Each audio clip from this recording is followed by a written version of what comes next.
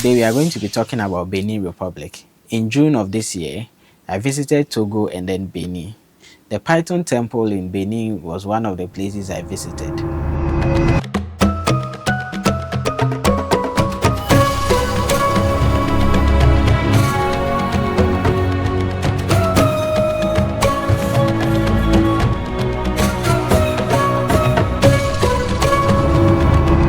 The Python Temple is located in Uda of Benin. Life has taught me that there is little to be afraid of in this world, and so I had to go face my fears. They are all alive. Yeah, they're all alive. Wow. They are naturally calm. Okay. Until I got to the Python Temple, I didn't know there was another historic monument that was right opposite the Python Temple in Benin. There's a Catholic church here, right opposite the Catholic church is the Temple the Python Temple in Benin. And that was the Basilica of Immaculate Conception, which is the oldest Catholic church in the whole of West Africa. Yes, the oldest Catholic church in the whole of West Africa is located in Benin, and it is right opposite the Python Temple in Benin. It was established in the year 1909 and it is 115 years old now. So, Catholic Church one side, Python Temple the other side. Two religions living in harmony. That is some good tolerance right there. Imagine voodoo living opposite Christianity, or Christianity living right opposite voodoo, but they are living in peace and harmony. That is some top-notch religious tolerance over there. Now, at the Python Temple in Benin, there are different types of pythons that you will see there. And one thing that this story site has done that I loved so much was the way the education started right when you arrive at the tourist site. So from the outside of the tourist site till you get inside to experience the Python Temple, there are pictures and illustrations of the type of pythons that you should expect once you get inside. And these are some of them. We have the Ajovi python and the Akango Toglonu python. At the reception, you will need to get a ticket to get inside and have fun. And the ticket costs 1,000 CFA, which is equivalent to $1.66 or 26 Ghana cedis. Now, also at the reception, another interesting thing they've done there is that there is a display of pictures of prominent people in the country or country diplomats who have visited the place. And so we have pictures like picture of the former president with a python around his neck. So if you are someone who is afraid and you come there, you see this country diplomats, their pictures displayed all over. At least it gives you some sort of motivation to go in and then explore. Because we were coming from Ghana and we only spoke and understood English, there was a tour guide who was assigned to us, and this tour guide speaks English. And here is a little history about the Python Temple in Benin. My name is DJ. So Okay. here, nice to meet you. And I'm blessed. Nice to meet you.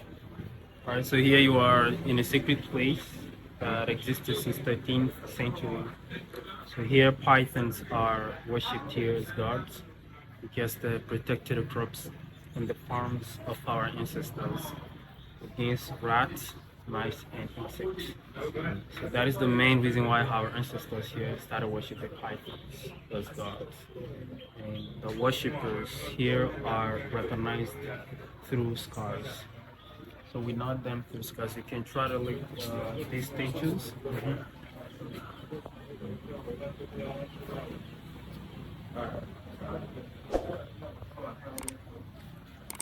I can try to look at these statues. Here's how we know them.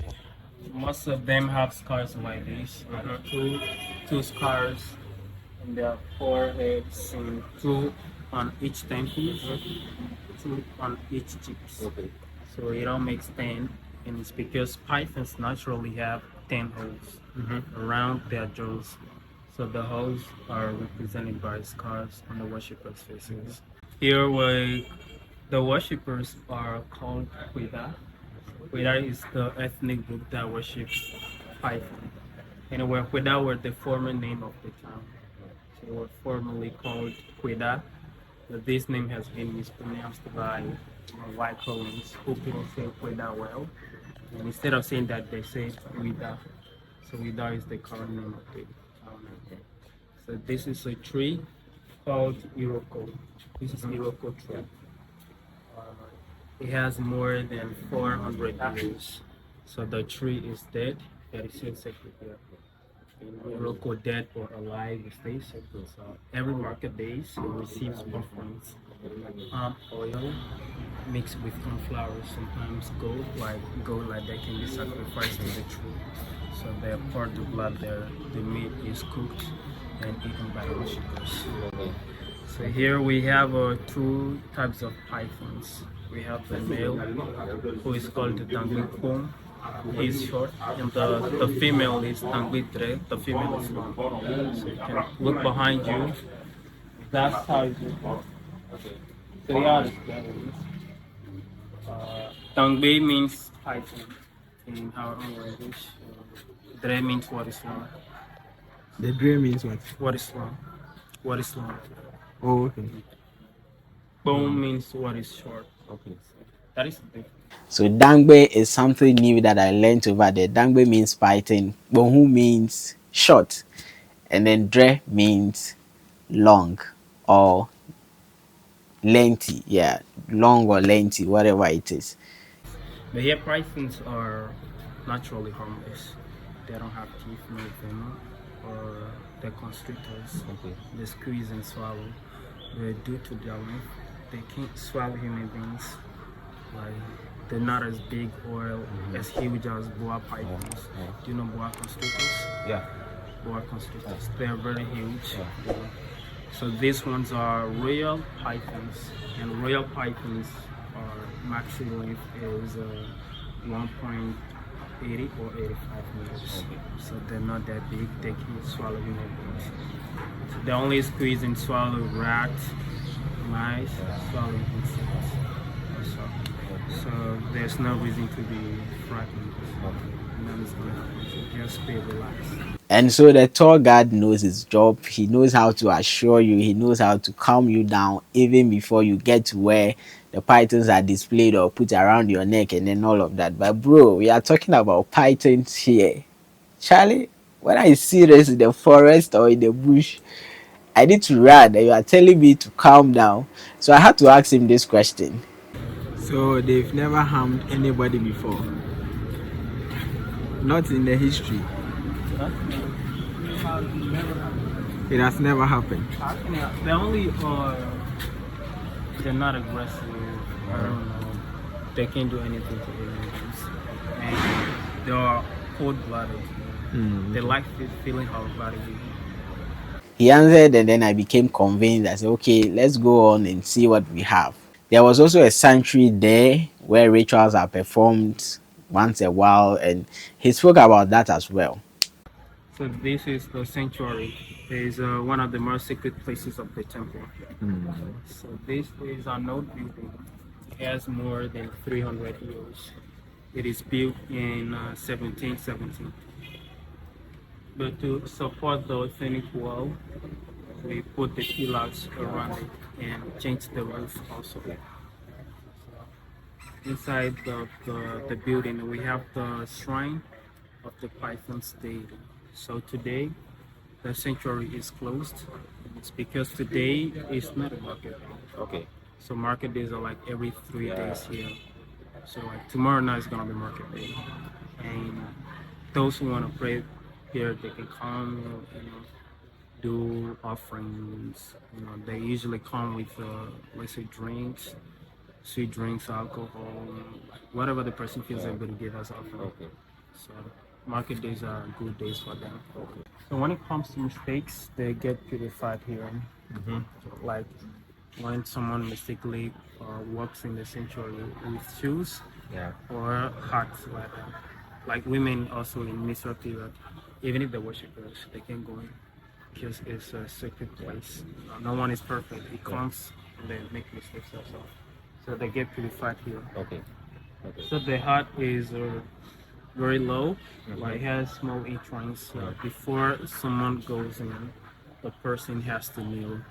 You have to bow down before going in. So that is a proof of respect and humility to other gods, and it also proves that the spiritual world is higher than the physical world.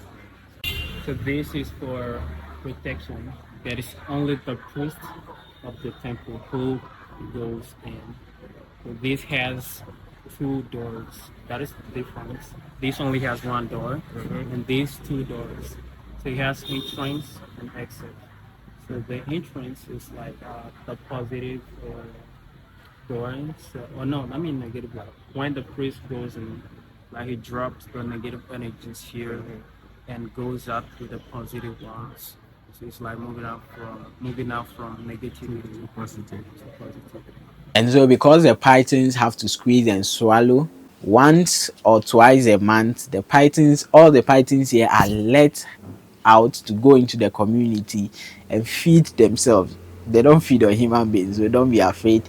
They leave them out to go and then feed and then come back. Some come back. Those who do not come back, they have to go look around, catch them, and then bring them back to the place. And then the community people as well. Once you see a python, that place they don't kill python in this community. They don't kill python in Uda. So if you're a community member here and you see any python anywhere, you have to catch it and bring it to the temple. So here is where pythons live. We have more than 50 pythons. Okay. But they're not all that we have. So we still have a lot of them in the wild also. So the ones who are here once or twice, even thrice a month, we open the door and let them out. So they go in the town or just to feed themselves. So we don't feed pythons here. So they go into the We get what? They go into the Yeah, town. So it's because of their nature. They gotta squeeze and swallow. So that's why we can't give them like what is dead. For instance, like dead rats, they can squeeze them if they are dead. And not even if they're also alive, rats move a lot. So naturally pythons have their own strategies. Yeah, that was the bell from the basilica. So you see how peaceful these people can live together. Even whilst we were there filming, having fun at the sanctuary, you could hear the bell from the basilica ringing. I don't know what that was for, but that sound of the bell you heard was from the basilica, the oldest in West Africa. Alright, If you let them go out to feed, they come back by themselves. no, they don't come back. That when people find them in their houses, like that, in their farms or in the forest, they bring it back here. Okay. So here, everyone respects pythons. No one kills pythons. It's like their god. So when someone finds pythons in his room, like that, in their room, so like, it's like a blessing to them. It's like their god visits them.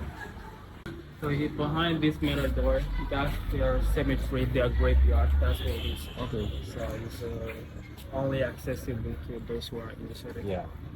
The cemetery of what? Five. Oh, so when they die, that's where you bury them. Oh, okay. They die sometimes through accidents. It comes like that. Like it doesn't happen like that. But it happens. Like it's rare, but it happens. Motorbikes and vehicles sometimes roll on them. So we bury them. They die naturally also by getting old. They can live for 40 years, 50, 60 years before dying. And then finally, we got to where the action actually takes place. Before you are allowed to touch the python, you have to go through a purification process. And this purification process is that you have to wash your hand with water. There is water, and then there is a leaf that they have placed in the water. So you have to wash your hand with that water before you can actually touch the snake or put them around your neck or your shoulder, play around with them. He spoke a little bit about it. You're going to wash your hands now is purification. So we put a leaf. So this is a hyssop leaf.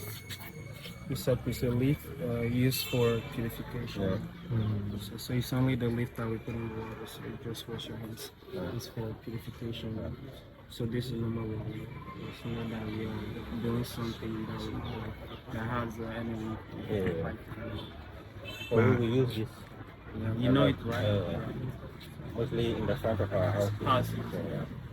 It protects or purifies. Okay, you can wash your So hands. before it touch the snake, you have to wash your Wash your hands. through the purification process.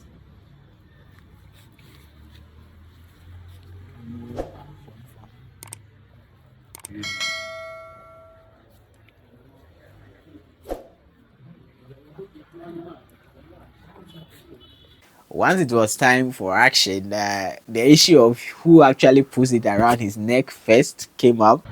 Hey, one is already here. So here's the part. You try. My boss, you go first. No, you try. Me, I will not try. No, you go first, then I go. Or you won't try. Me, I won't try. Then you have to feel me. So I had to do it first. That was my first time I was doing it, Charlie, and it was fun. Because why not? I can't come all the way from Ghana to Benin and then come to the Python temple and then you expect me to just look at them and go like that. So I actually had to try it. Guys, I had to try it.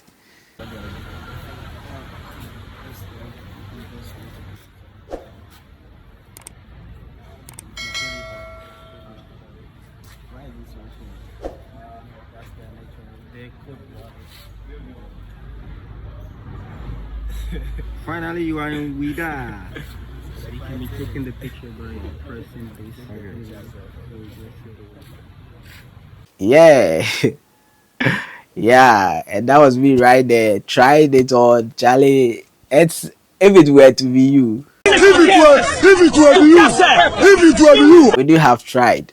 Let me know in the comment section. Before we continue, let me tell you about the sponsor of this video. This video is sponsored by Jolly Naiko Ecotourism Company.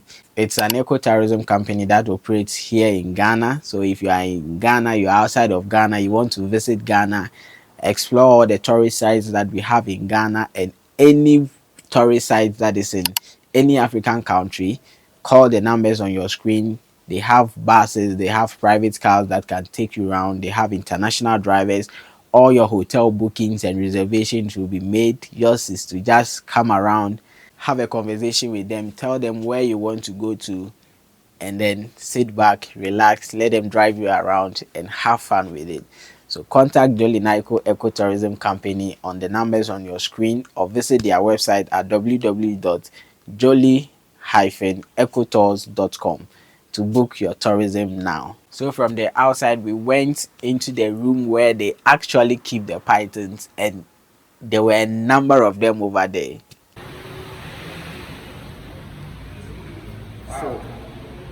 So this is the temple. Okay. This is their living room. So this is the living room of, This is where we keep them of the pythons. for tourists. Wow. This is the door that we They're all over the place. They call guys, as I told you. So to have one, they usually stay together. So they stay together. But those ones, they are all alive. Yeah, they're Wow. they're naturally calm. Oh, okay. They don't look like Where is that one going? I hope just one. it's not coming to us. Hey. I hope we are safe. And that is not all. There used to be a ritual that usually happens where they use virgins and now they don't get virgins to use. He spoke a little about it.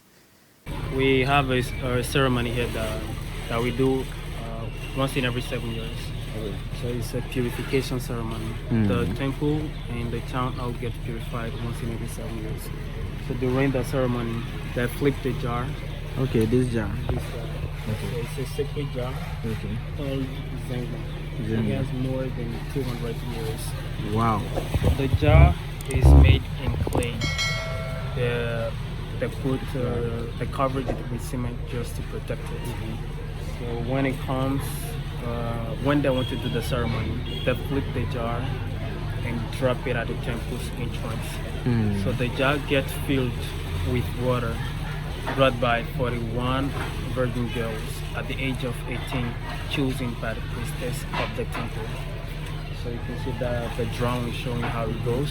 So the girls, they usually have like jars, small jars on their heads. So once they get the water from the river, they pour the water in the jar. Now the water is mixed with some leaves. So it's like holy water. It's just like to chase bad spirit out of the city. So they pour the water in. So people come and take it to the houses and get the house spread it in their houses, just to chase bad energies. So what happens nowadays, that they barely find the virgin girls who have to be 18, and also they have to be part of the religion also. And we also have many religions nowadays. So there are some parents who are no more in the religion, so it's kind of difficult. So that's why nowadays they choose women after menopause at the place of the virgins. So that's how we have it. The virgins have gone extinct. We are finishing them. They're very young age. The virgins have gone extinct. So right now they are using women who are after menopause. Hey. But the question is, where have the virgins gone to? What is happening to the virgins? Charlie, this generation, yeah, brother. But one thing I've realized about tourism here in Benin is that they try to add art centers to it, art centers and then markets. So if you see behind me, this is the Snake Temple, but there is an art center, there is an art market here. So when you can buy whatever you want, and the artifacts are very nice, well crafted and beautiful. And so that is it about the Python village in the Republic of Benin. Wherever you are watching from, if you want to visit the Python village as well, contact Jolinaiko Ecotourism Company. They will take you there, give you the best of experience and all of that. If this is the first time you are watching us, be sure to click the subscribe button because we are bringing you more exciting content from Benin. We visited the village on water, the Ganvier. We visited the biggest shrine in the whole of Benin, and all of that content will be coming right here on this channel. So if today is your first time, be sure to hit the subscribe button, put on the notification bell so you don't miss on any of these contents. My name is Kwame Bless Waynes. You can call me Waynes for short, and I'll see you in the next one.